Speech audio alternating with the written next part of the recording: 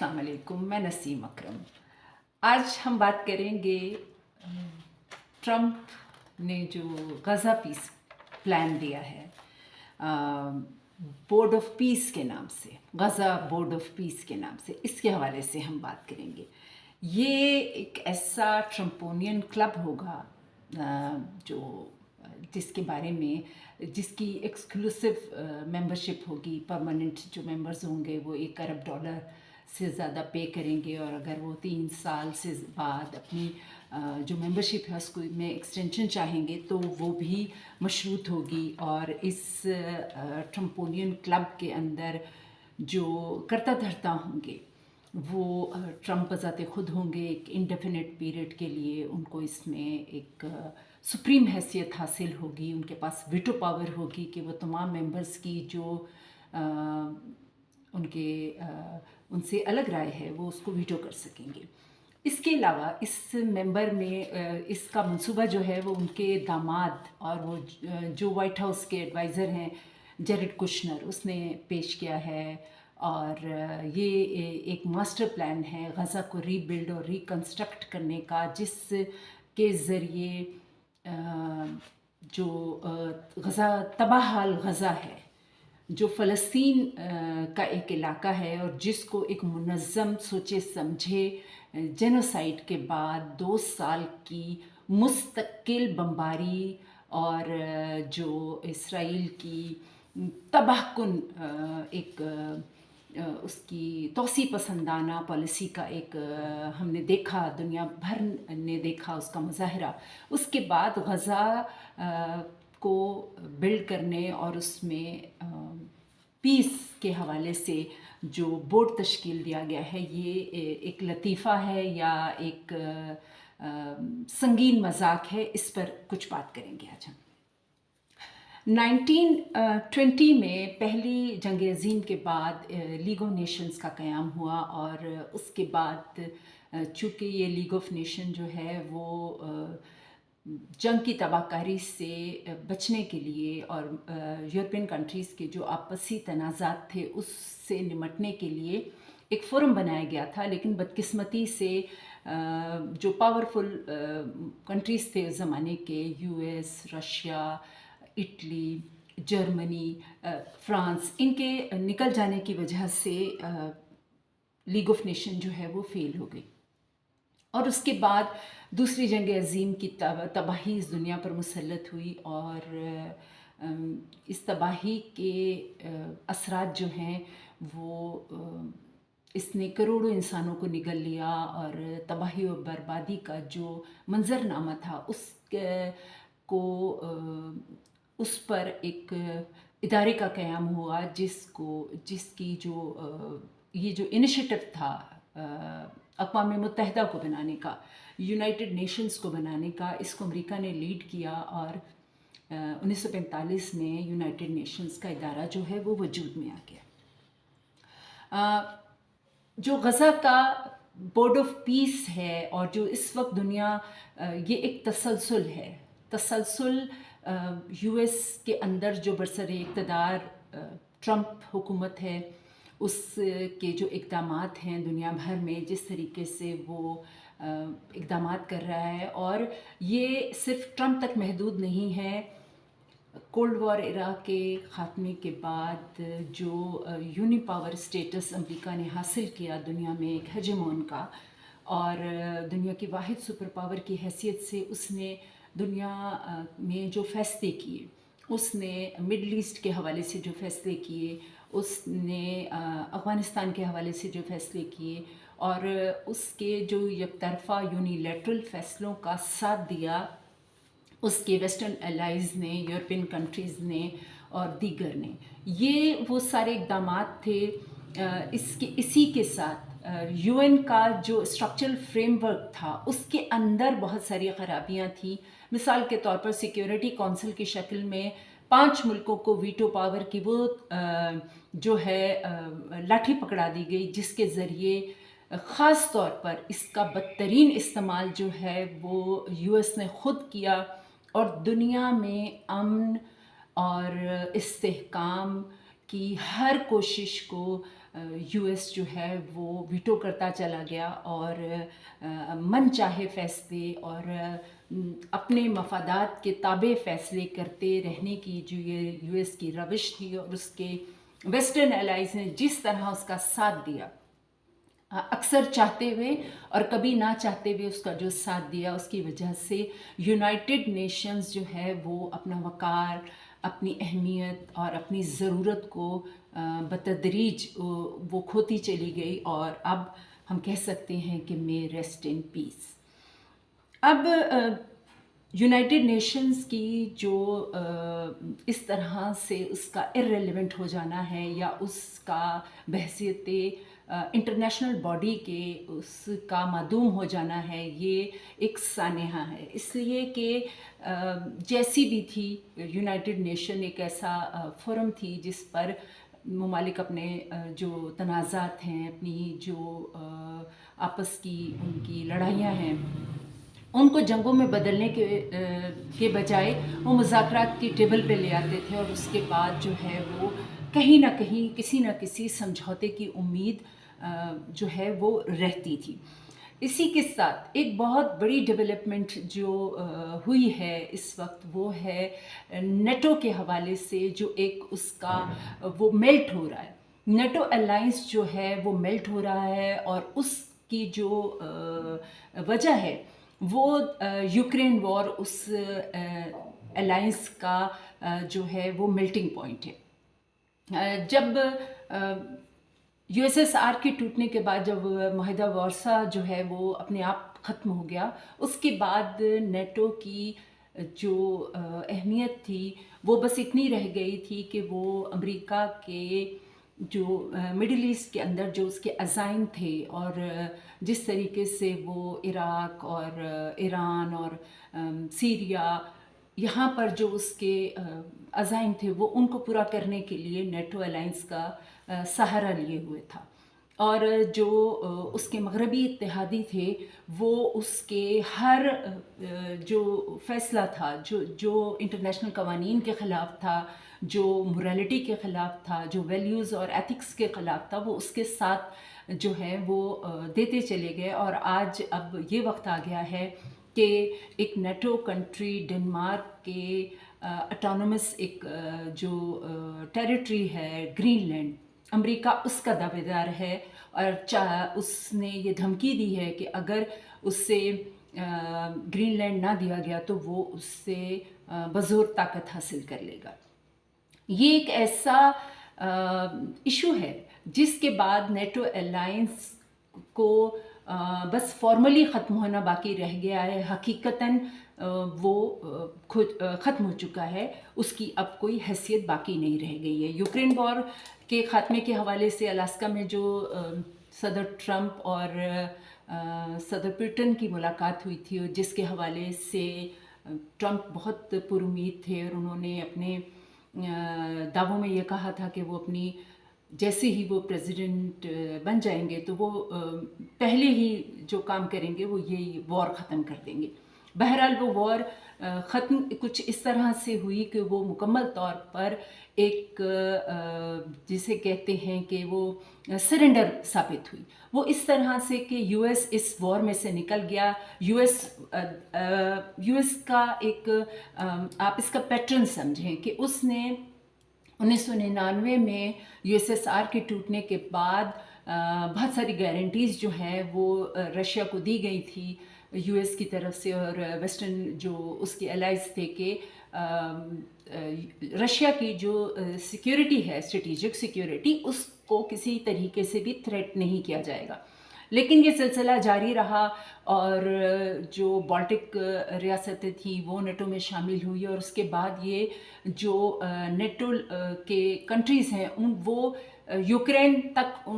اس کا دائرہ بڑھنا شروع ہوا، اور یوکرین نے بھی نیٹو میں شمولیت کی جب بات کی تو رشیا کی جو ہے وہ اس کے لیے اور اس کی بقا کے لیے ایک بہت بڑا سوال کھڑا ہو گیا۔ تو پھر یوکرین کے اندر ایک جنگ شروع ہو گئی جو کہ ابھی جاری ہے۔ انیشیلی یو ایس نے اور اس کے مغربی اتحادیوں نے اس جنگ کے اندر ایک ساتھ حصہ لیا، لیکن بعد ازاں یو ایس اس سے پیچھے ہٹ گیا، اور اب یوکرین کی جو جنگ ہے وہ اس موڑ پر آ کھڑی ہوئی ہے کہ یوکرین کا ایک بہت بڑا حصہ جو ہے وہ روس نے اس پر کنٹرول حاصل کر لیا ہے، اور اب وہ کسی طور بھی سیز فائر پر تیار نہیں ہے، اور کوئی پیس جو ایگریمنٹ ہے اس کے بھی فی الوقت آثار نظر نہیں آ رہے ہیں۔ اور اسی کے ساتھ جو یو این کا اس پورے تنازع کے اندر ایک کردار رہا ہے، اس کی کوئی حیثیت نہیں رہی۔ اس سے پہلے عراق کے حوالے سے، اور اب ریسنٹلی ہم نے دیکھا کہ غزہ کے اندر جو اسرائیلی جنوسائیڈ تھی اس کے حوالے سے بھی یو این جو ہے وہ ایک عضو معطل کی طرح سے تھا، اور اس کی کوئی آواز نہیں تھی، اس کی کوئی سے نہیں تھی۔ اسی کے ساتھ مڈل ایسٹ کے اندر جو اسرائیل گریٹر اسرائیل کا جو ایک پلان ہے، اس کو جس طریقے سے یو ایس سپورٹ ملی، اور یورپین کنٹریز اس کے ساتھ اس طرح سے الائن نہ ہونے کے باوجود، کیونکہ ان کے جو لوگ ہیں پوری یورپ کے اندر اسرائیل کی جو ایکسپینشن کی پالیسی ہے اس کے خلاف بہت بڑے پیمانے پر مظاہرے ہوئے، اور وہاں کے عوام نے اس کے خلاف بہت ناپسندیدگی کا مظاہرہ کیا، لیکن اس کے باوجود جو حکومتیں تھیں انہوں نے اس جو جنوسائیڈ تھی اس کے خلاف بر وقت وہ اقدامات نہیں اٹھائے، اور یہ گزشتہ 2.5 سال سے یہ جنوسائیڈ چلتی رہی، اور اس وقت بھی کہیں نہ کہیں چل رہی ہے، اور 67,000 سے زیادہ فلسطینی جو ہیں مارے جا چکے ہیں۔ تباہی اور بربادی تو اس سے سواتر ہے۔ اب جو غزہ جنوسائیڈ اور اس کے بعد پیس کے نام پر جو دنیا کے سامنے ایک مضحکہ خیز پلان رکھا گیا ہے، اور جسے غزہ بورڈ آف پیس کہا گیا ہے، اس بورڈ آف پیس کے اندر پاکستان نے شامل ہونے کا فیصلہ کر لیا ہے۔ یہ ایک بہت مشکل فیصلہ ہوگا یقیناً، لیکن کیونکہ فیلڈ مارشل صاحب کو ان کے فیلڈ مارشل بننے سے پہلے سے ہی بہت پذیرائی مل رہی تھی، بہت آؤبھگت ہو رہی تھی ان کی، وہ واشنگٹن کے دورے کر رہے تھے، اور جو گزشتہ 10-12 سال سے پاکستان کے اندر سیاسی اتار چڑھاؤ تھا، وہ سیاسی اتار چڑھاؤ اس قسم کا تھا کہ پاکستان کو اپنی داخلی جو اس کا استحکام ہے وہ شدید چیلنجز سے دوچار تھا۔ اس کا جو اس کو سرحدی تنازعات جو اس کے افغانستان ہیں اس کے حوالے سے پریشانیوں کا سامنا تھا، وہاں سے دہشت گردوں کی آمد کی وجہ سے اس کا ایک صوبہ جو ہے وہ بری طرح سے دہشت گردی کا شکار تھا۔ بلوچستان کے اندر BLA اور دیگر علیحدگی پسند تنظیموں کی شکل میں اس کو ایک اور سنگین صورتحال کا سامنا تھا۔ تو پاکستان کے اندر اس وقت جو ہائبرڈ نظام چل رہا ہے، اس نظام کی یہ مجبوری رہی کہ اس نے ٹرمپ کے غزہ پیس بورڈ میں شامل ہونے کا فیصلہ کیا ہے۔ پاکستان کے جو فیصلہ ساز ہیں ان کو یاد رکھنا پڑے گا کہ امریکہ کے ساتھ ان کی جو دیرینہ وفاداریاں ہیں، اور ہمیشہ امریکی بلاک کے اندر انہوں نے اپنا جو مستقبل ہے اس کی انویسٹمنٹس کی ہیں۔ انہوں نے امریکہ کے ساتھ 47 سے بعد کئی مواقع پر امریکہ کے حق میں فیصلے کیے ہیں، انہوں نے سیٹو اور سینٹو کے معاہدے کیے ہیں، انہوں نے افغانستان میں امریکی جنگ کا حصہ بن کر سوویت یونین کے خلاف جو ہے امریکی جو اہداف تھے ان کو پورا کرنے میں ایک کلیدی کردار ادا کیا ہے، اور اس کے نتیجے میں خود اپنے ملک کو دہشت گردی، منشیات اور کلاشنکوف کلچر اور جسے کہتے ہیں کہ دہشت گردی کے مانسٹر کے حوالے کر دیا۔ لیکن اس کے باوجود امریکہ نے ہر مواقع پر چاہے وہ 71 کی وار ہو جب امریکہ کا 7واں بحری بیڑا جو آج تک وہاں نہیں پہنچ سکا پاکستان کی مدد کے لیے ہو، یا کوئی بھی اور دیگر موقع ہو، امریکہ ایک قابل اعتماد اسٹریٹجک پارٹنر نہیں ہے۔ اسی کے ساتھ جو ساؤتھ ایشین ریجن ہے جس کے اندر ہمارے ایک جانب ہمارا پڑوسی چائنا ہے اور مشرقی بارڈر پر ہمیں بھارت جیسے ہاسٹائل نیبر کا مقابلہ کرنا ہے، تو یہ ایک بہت مشکل فیصلہ ہے۔ اس فیصلے کے حوالے سے پاکستان کے اندر جو اس وقت ہائیبرڈ رجیم ہے، کیونکہ اس کے کرتا دھرتا پاکستان کی عسکری اسٹیبلشمنٹ ہے، تو تاریخ کا جو بھی فیصلہ ہوگا اور پاکستان کے حوالے سے اس فیصلے کے جو نتائج ہوں گے، اس کی زیادہ تر جو ذمہ داری ہوگی وہ شہباز شریف جو اس کا سیاسی فیس ہے اس پر نہیں ہوگی، بلکہ فیلڈ مارشل عاصم منیر اور ان کے ساتھ جو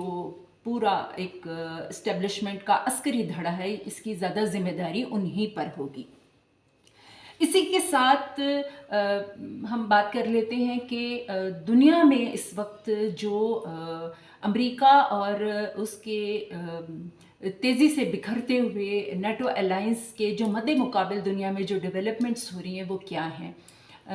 امریکہ نے جو امریکی صدر ہیں انہوں نے اپنے انتخاب کے بعد جو متنازع جو انہوں نے اسٹیٹمنٹس دیے تھے، ان میں سے ایک ان کا اسٹیٹمنٹ جو تھا وہ کینیڈا کو 51 اسٹیٹ بنانے والی بات تھی اور کینیڈا کی انیکسیشن کی بات تھی۔ یہ بات انہوں نے ہوا میں نہیں کہی تھی، کہیں نہ کہیں امریکن ڈیپ اسٹیٹ یا جو ڈونلڈ ٹرمپ کا ایک ٹھگوں کا ٹولہ ہے، گینگسٹرز کا، جس میں مارکو روبیو شامل ہیں، جس میں اسٹیو بینن شامل ہیں، جس میں ان کے اپنے داماد شامل ہیں، یہ سارا جو ٹھگوں کا ٹولہ ہے، ان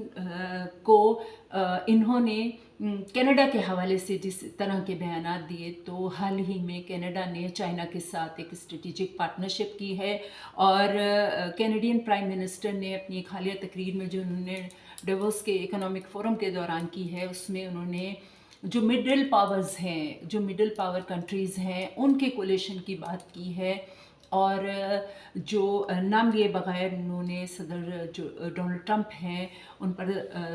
تنقید کی ہے۔ اسی کے ساتھ جو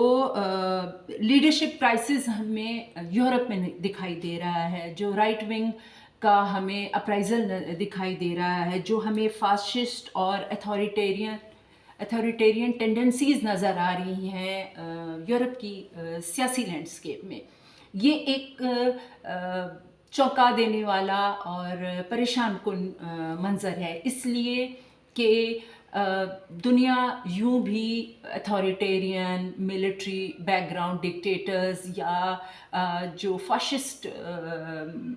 مونارکیز ہیں وہ اس کے انڈر ہے۔ دنیا کا صرف 12% اس سے کچھ زیادہ حصہ جو ہے وہ لبرل ڈیموکریسی کے انڈر سانس لے رہا تھا، لیکن بدقسمتی سے اب یہ 12% بھی رائٹ ونگ فاشسٹوں اور اتھارٹیرین مائنڈ سیٹ رکھنے والے سیاسی جو کھلاڑی ہیں ان کی زد میں آ چکا ہے۔ یہ اب دنیا اب ایک ایسے مرحلے میں داخل ہو چکی ہے، یہ ایک ایسا ایرا ہے جس میں یونیلیٹرلزم امریکہ کا جو ہے اس نے پوری دنیا کے اندر جو من مانی ہے اور ان کی جو ملٹری پاور ہے امریکہ کی، اس کی بنیاد پر انٹرنیشنل لا اور انٹرنیشنل انسٹیٹیوشنس کے پرخچے اڑاتی ہیں۔ انہوں نے ہر وہ فیصلہ کرنے کا اعلان کیا ہے جو ان صدر ٹرمپ کی اپنی موریلٹی یا ان کی ذاتی پسند یا ناپسند کے مطابق ہوگا۔ دنیا ایک ایسی دوراہے پر کھڑی ہے جہاں ایک جانب دنیا کی تیزی سے ترقی کرتی ہوئی گلوبل ساؤتھ کی معیشتیں ہیں، اور دوسری جانب دنیا کی سب سے بڑی ملٹری پاور جس نے حال ہی میں اپنا ملٹری بجٹ مزید $50 بلین جو ہے بڑھا دیا ہے، اب $1.5 ट्रिलियन डॉलर जो है उसका मिलिट्री बजट है, जो दुनिया की तमाम जो ताकतें हैं उनके मिलिट्री बजट से भी ज़्यादा है, और उसके पास वो मिलिट्री माइट है जिसकी मदद से वो दुनिया भर को डरा धमका कर और एक एंटरप्राइज की तरह चला रहा है इस वक्त डोनाल्ड ट्रंप और उनका टोला दुनिया को। और उनके साथ वो टेक्नो कॉलोनियलिस्ट माइंड के लोग हैं जिन्होंने दुनिया को एक नए और पहले से ज़्यादा गैर मुनसिफाना और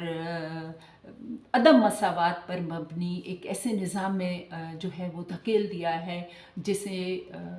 टेक्नो कॉलोनियलिज्म ही कहा जा सकता है। देखते हैं कि आने वाले दिनों में ट्रम्पेनियन जो क्लब है ये मज़ीद क्या गुल खिलाता है।